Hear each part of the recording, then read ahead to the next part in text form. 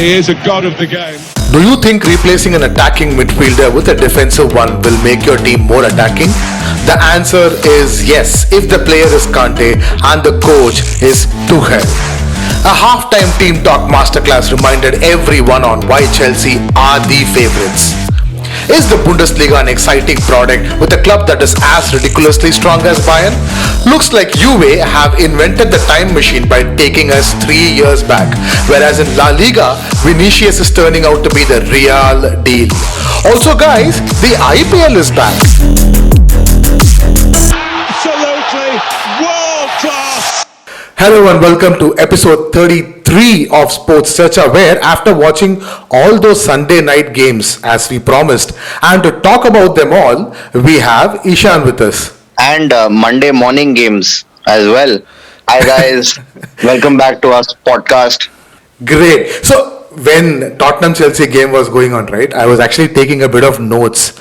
So I was just trying to observe certain things and try to note down pointers and all. So first half I did that, and once when the second half started, I stopped doing it. So some of the things I wrote down was Dele Alli was playing really well. Lukaku had the least number of touches. Tottenham are looking good. Christian Romero is having a good game. So I noted all these points, and then totally the second half totally flipped to the other side. Yeah, and I think that actually shows, and actually that's proof of how good a manager Tuchel is. And I think one of the key thing that pointed that out was Chelsea was second best for the first half, and the second half, instead of bringing on an attacker, he replaced Mason Mount, who didn't have such a great game, with N'Golo Kante. Yeah, and I was surprised. Who scored? N'Golo Kante. Who are the other two scorers? Two defenders, Thiago Silva and Rudiger. Yeah. Meaning, this Chelsea squad is like a unit on a roll. They're like a steamrolling through the Premier League right now. It's quite scary. And, to be honest, I don't even see Manchester City stopping them right now in the momentum they're going. But unbelievable. Great result for them. 3-0 actually is quite deceptive. I felt Tottenham had a pretty good showing, but man for man, Chelsea is just a stronger team, and it showed. I always wanted to say this in a professional capacity. That's a game of two halves. Oh my God. Going with. So, see, this is what fascinates me with Tuchel. You take Mount out, you put Kante in, and show the team that what they were lacking in the middle of the pitch. After the post-game press conference also, he made a very valid point that I wasn't talking about tactics, I wasn't talking about formations, I wasn't talking about space. All I was talking to them about energy and speed. And who did he bring in? Kante. And he is an absolute cheat code. Chelsea are looking very, very strong, and yes, they are leveled on points with Liverpool on top, but if this continues, if they continue to play the way they played the second half, we are in for something special from Chelsea. Yeah, and I think that's a champion squad, right? You don't have to be the best team on the day to win a game. And Chelsea just did that. They held on to the pressure that Tottenham had in the first half. But not without losing too much control, and then just capitalize, because Tottenham spent so much energy in trying to take advantage of Chelsea in the first half. In the second half, they didn't have too much left in the tank, and that's what champion teams do. They take advantage of the gaps that are created due to that. Now, talking about Tottenham, now after these two results, the point of Kane wanting to leave Tottenham will come again. Yes, at one level it's closed. He has come out and said that, he'll be a professional, he'll play for the club, whatever. But after such performances, you cannot let those conversations go off. I'm pretty sure some part of Tottenham fans and some part of the media are already talking about that. See, this is why Kane wanted to leave. This is why exactly Kane wanted to leave. Yeah. And it's sad to see that, because I think Kane realized when the entire transfer saga began that Tottenham are just not going to be competitive this season, and he wanted to be in a competitive. He wanted to win some trophies, to have something on his resume when he hangs up his boots. And I think it just left it a little too late. So, and we've discussed this many times. Will that affect his entire career trajectory? Will he be relevant next year? We don't know. So the other game that happened in London was nothing short of a drama, which is the West Ham United versus Manchester United, the David Moyes derby. I was very impressed with West Ham for a very large part of this game, but I think in the end, with that decision, I thought David Moyes lost it a bit there. See, let's start with the last minute of the game, or the 94th minute. I'm never for this idea where managers bring on players to just take a penalty. Even if it's Mark Noble, who's historically been West Ham's go-to penalty taker, you just don't do that. It didn't work out for England in the Euros as well. There were enough players on the pitch who could have just slotted that shot, and great save by De Gea. He guessed the right way, but not a very convincing penalty. But, I think West Ham played really well. They missed Antonio a lot, their main player. Yeah. He was suspended. He would have probably been a difference maker in this result, because there were some chances that if he was at the end of it, he would have probably put it away. Some really bad refereeing decisions. There were some, I think, at least penalty shots chances that United should have got, especially the one with Ronaldo. But let's start with Ronaldo again, like scoring fourth goal now. I think he scored in every game he played for United. Comparisons have been brought up again. Mr. Lionel Messi is still at 0.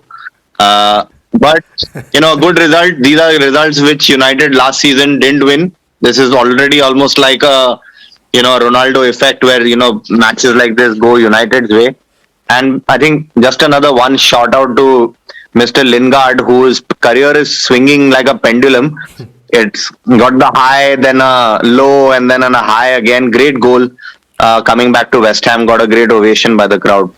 Yeah, it was a very, very good game, and it had everything in it. Now, talking about great goal scorers making a difference in the game, let's talk about the other Manchester team who are struggling to find shots on target. I mean, they had how many shots on target against Southampton? They had exactly one shot on target, and that was in the 93rd minute, the last kick of the game. Phil Foden had a header, and that was really well saved.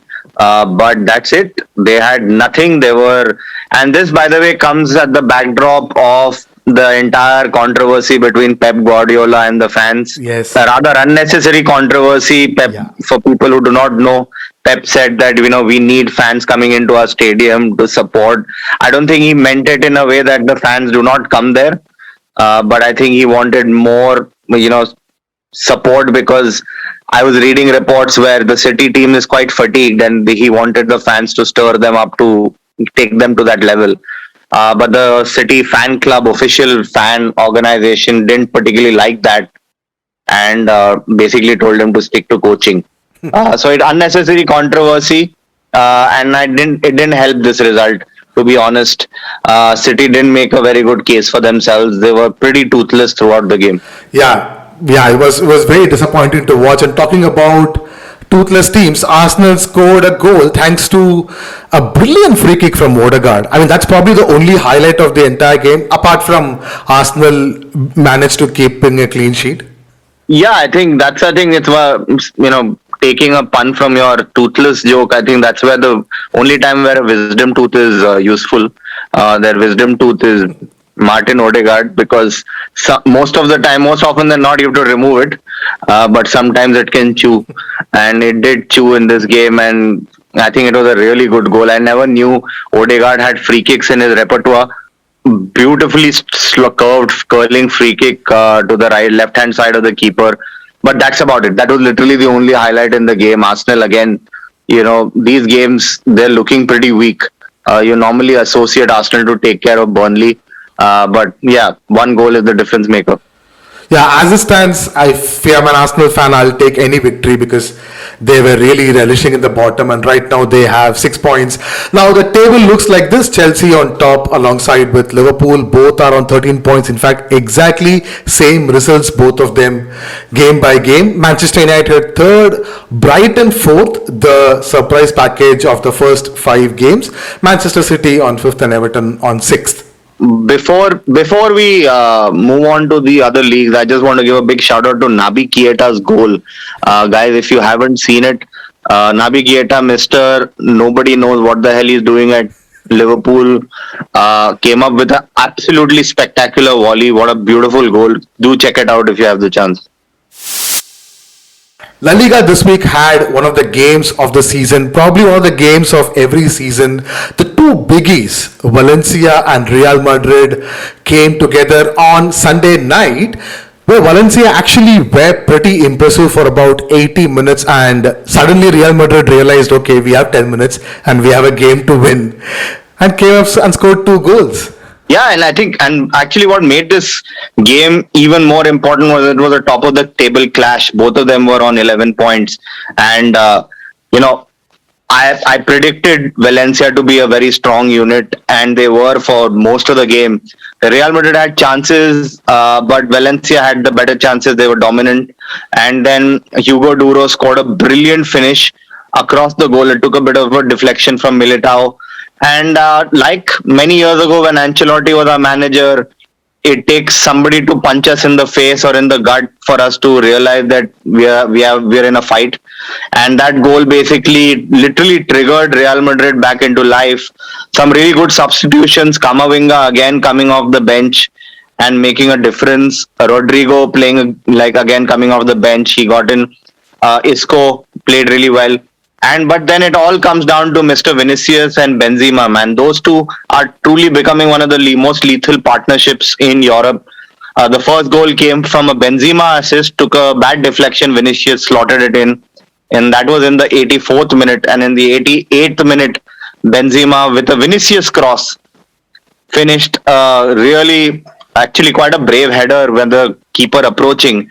And that ended the game at 2-1, a very important victory, especially now with Atletico dropping points and Barcelona with 2 games to play. So, yeah, top of the table feels good. Yeah, and think about almost a year back, Benzema was telling Benjamin Mendy that Vinicius Jr. is playing for the opponent team.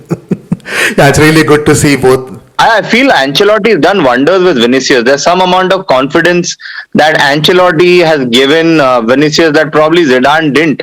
And I think that's the true value of Ancelotti as a manager. He might not be the best tactician, but he knows how to motivate players to give their best when it matters. So, amazing. Yeah, their city rivals Atletico Madrid, as Ishan was pointing out, drew their home game against Athletic Bilbao 0-0. João Felix was sent off, I think for swearing at the referee or something. I don't know what exactly he did, but he said something that irked the referee and he gave him a double yellow and sent him off. But yeah, Atletico Madrid not very great.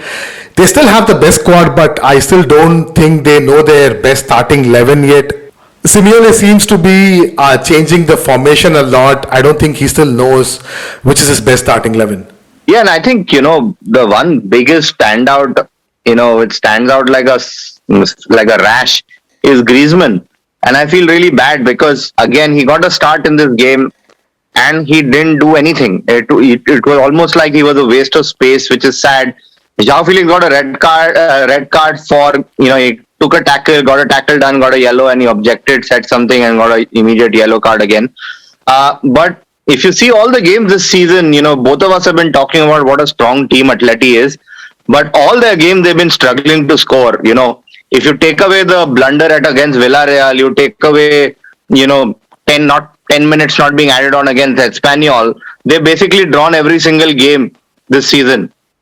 It's ridiculous. But on the other hand, isn't that how Atleti always plays? There is always that element of that luck or something that always...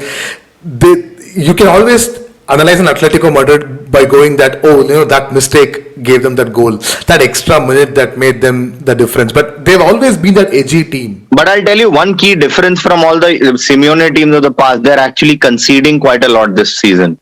Which is something what you associate with Atleti. You associate them with keeping clean sheets, Oblak getting the Zamora trophy, and they grinding out 1-0 results. Currently, they are conceding goals. Yes, they didn't concede against Bilbao, but they've been conceding goals, which is the cause of concern for them. So the table reads like this. Real Madrid right now, 5 matches played. They have 13 points. Atletico is second with 11. Valencia 10 third. Sociedad 10 at 4th. Well, Barcelona still have 2 games too. They have their 5th game tonight against Granada. So let's see what happens after that. So before we started this episode, right, I take screenshots of every league table in front of me so that it's easy for me to talk about it. So every league table, I only took the screenshot of the first 10. I didn't take the screenshot of the last 10. For Serie A, I took the screenshot of the last 10 because Juventus are on 18th. Oh my goodness gracious! This is the Bala way of giving a burn. This is Bala's burn. BB. This was when I watched this game, I told myself like, oh my god, I have traveled back in time 4 years. This is the Juventus that we have been watching for a very long time. This is the Juventus that the Juventus fans and the Juventus board didn't want to see and sacked Allegri. The same Juventus is back. But I mean, I didn't see the game. Tell me, how was Juventus dominant? Was AC Milan? Did AC Milan deserve more? What happened? So AC Milan were dominant, like they had the possession, they were making all those runs and attacks, but Juventus first half, they were extremely clinical. So they defended really well. You have your Bonucci's and Chiellini's, like both of them were very solid. Szczesny didn't make any mistake. In fact, he made 1 or 2 very good saves in the end that saved Juventus the game. But they were extremely clinical on the counter. Now, since you have Cuadrado back in the team, there was Morata who was actually playing really well. Dybala was again fully fit and playing well. So these three combined, in fact, the first goal was a brilliant pass from Dybala to Morata, and Morata ran with the ball pretty much for half the field and dunked, chipped it over Maignan. It was an insane finish. So I thought like, okay, this Juve is good. This is the best of Allegri's Juve. But second half, I saw the worst of Allegri's Juve where there were no creativity. They just let Milan have all the ball. They just let Milan take all the shots. And when Milan scored the equalizer, it was very evident that Juve are not going to score back. It was first half was pretty good, and second half Juve completely lost it. Yeah, and I think it's a sign of things to come for Juventus. We discussed this in the last podcast, how weak their squad is, especially in their midfield. And, the moment normally a Juventus side, when they go up 1-0, you'd see them, hammer in a couple of more goals just to, bury the result. But this Juventus is, as you said, very like the Allegri of old, where a 1-0 and then after taking a 1-0 lead, they just sit back and are comfortable with handing the ball over to the opposing team. The problem right now is that there are more teams in Serie A which are as strong, if not stronger, than Juventus right now and have the ability to capitalize. And Allegri has to realize that this Chiellini and Bonucci are 3 years older than when he left them. I don't think he realized that at all. Like, he came back and he still think these guys are still 3 years younger. I mean, how much they can handle? I mean, they're really old. They can't run a lot. And because they can't run a lot, you can't play high up the field. So it also affects them tactically. If you look at the last 3 goals they conceded, right? This one was a header from a set piece corner. Ante Rebic is not your tallest player who we expect us to score out of a corner header and all. He was able to find space and score a header. So the kind of goals that they concede, right? It's clearly not helping them. They'll have to find a solution.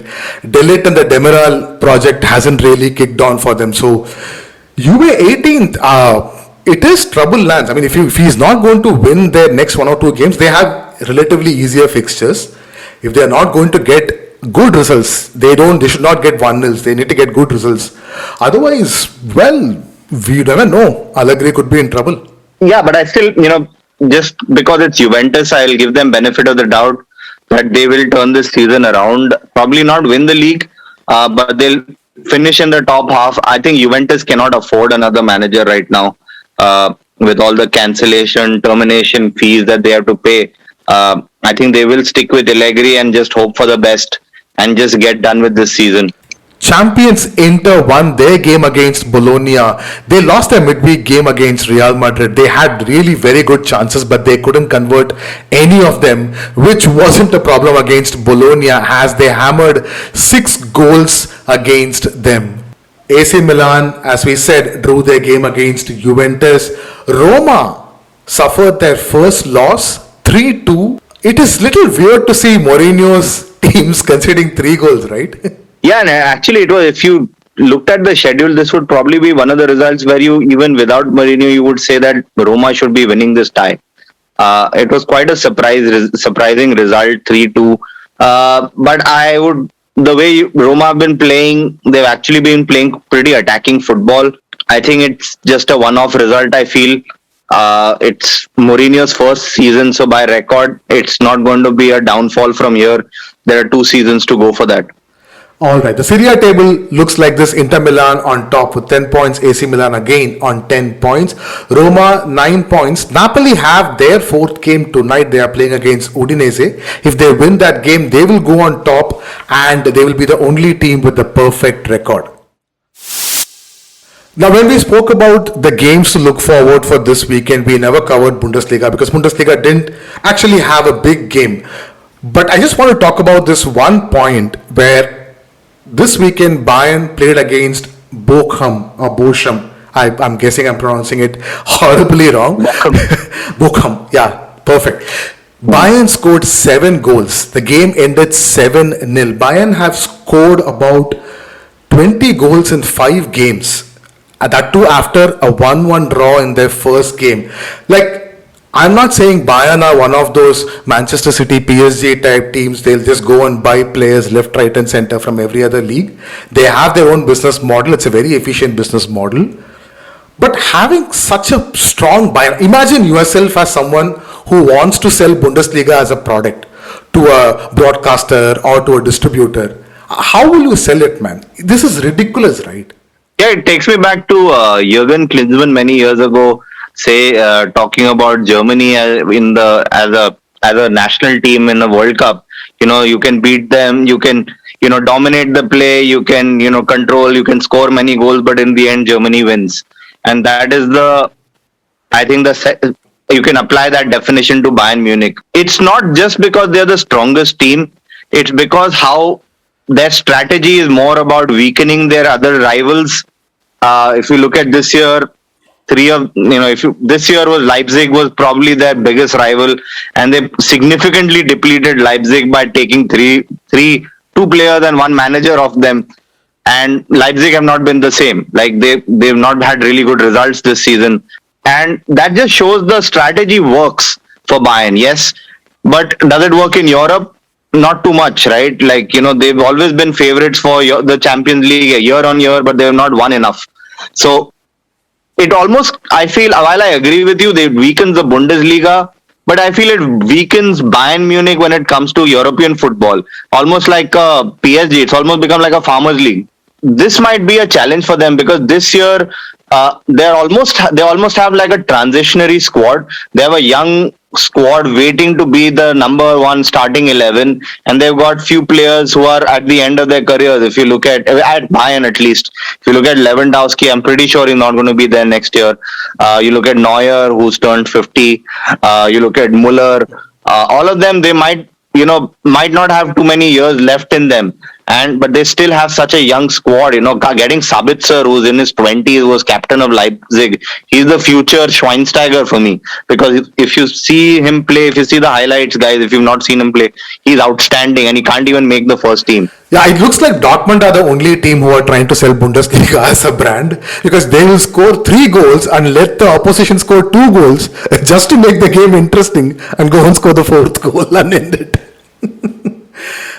But it's like, Dortmund is something else, man. And let's talk about, we keep waxing lyrical about Lewandowski, but let's not talk about Erling Haaland. Yeah. Meaning 68 goals in 64 games for Bayern Munich, for Borussia Dortmund. I mean, that is unreal. His stats in the Champions League, I think he'll beat Ronaldo's tally in 4 seasons or 5 seasons at the rate he goes. So, they're so amazing to watch when attacking, but they're so bad in defense. So it's a guaranteed entertainer when Dortmund's playing. He has already scored 21 goals in Champions League, man, in some 14 games or 16 games or something. It's just ridiculous numbers. And this week also he scored 2 goals. He's really, really good. And this also, just to finish this is without Dortmund making a deep run in the Champions League. Yes, yes. Now the Bundesliga table, no surprise, Bayern are on top with 13 points. Wolfsburg dropped their first points against Eintracht Frankfurt. They're also on 13. Dortmund on 3rd. Leverkusen on 4th. So the final fourth game of all the games of the weekend happened between PSG and Lyon, where again Messi, Neymar and Mbappe all three started, but it wasn't that Argentinian who won the game for PSG. It was the other Argentinian, Mauro Icardi, who came and scored the winning goal. I know you were watching Valencia Madrid, but were you actually watching this also on the side? Let's be honest, no. But the first thing I did this morning, I saw the highlights because there was quite a lot of news around Pochettino having the balls to substitute Lionel Messi and Messi not being too happy about it. But I think that's the big pressure on Pochettino, man. There's so many egos on this squad, and you don't even have Ramos playing as yet. Yeah.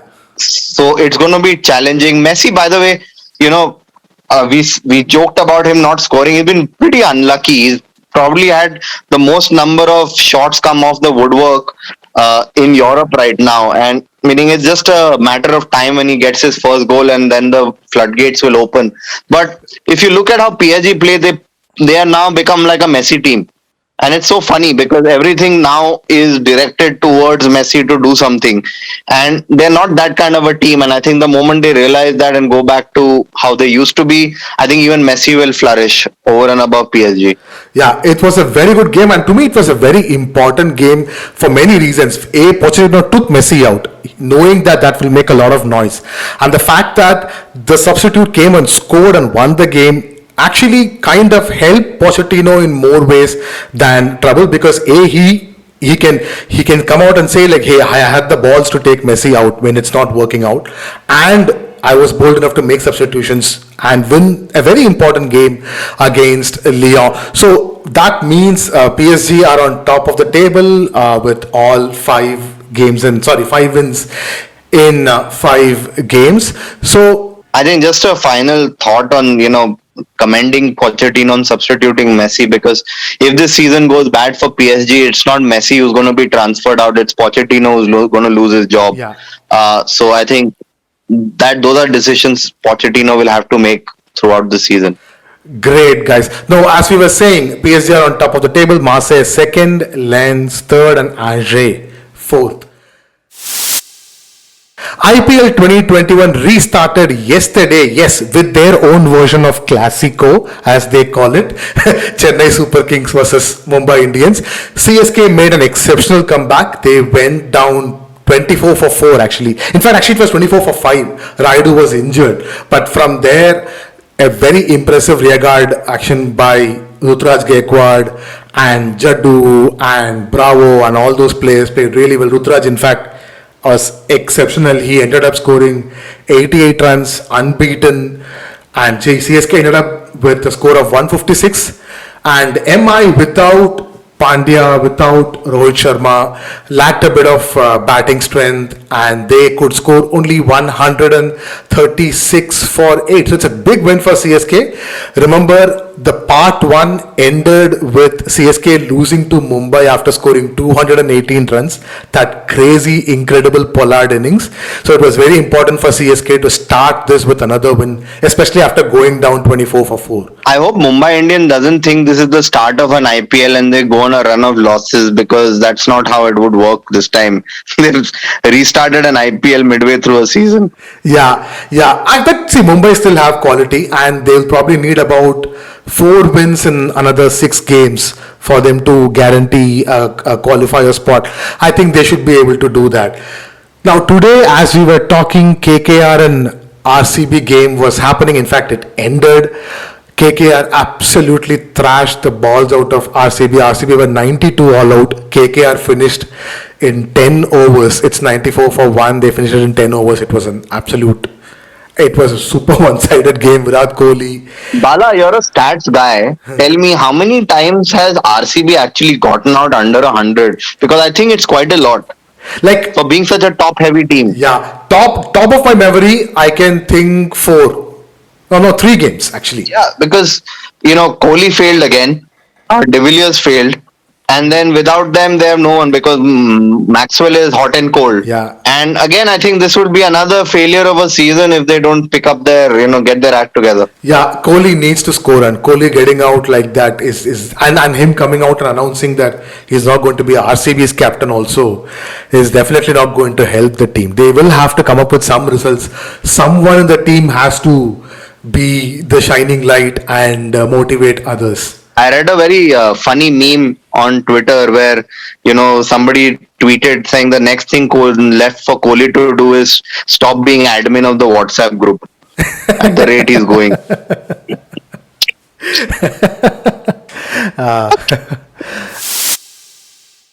That's about it for episode 33, guys. When we come back again on Thursday, we'll talk about all the midweek games. LaLiga and Serie A have midweek games. In English Premier League, we have the EFL Cup or the Carabao Cup. If something really dramatic happens, we'll talk about it. Otherwise, you can get your updates from your own sources. We're not going to do anything about that. And we'll also talk about some of the IPL games. In fact, tomorrow we have Kings 11 Punjab or Punjab Kings, I don't know, they've changed their name, versus Rajasthan Royals. Until then, it is bye from Bala. And bye from Ishan, guys. See you soon. Thank you everyone for listening. If you enjoyed what you heard, please make sure you hit the subscribe button, and also please, like we are literally begging, to rate our podcast on whichever app you are listening to. It not only helps us but also helps new listeners to find our podcast easily. You can also reach out to us on Twitter and Instagram @SportsCharcha. A big shout out to the Jam Room Audio for our theme music. You can follow the Jam Room on Facebook @the Jam Room Audio. Bye. Absolutely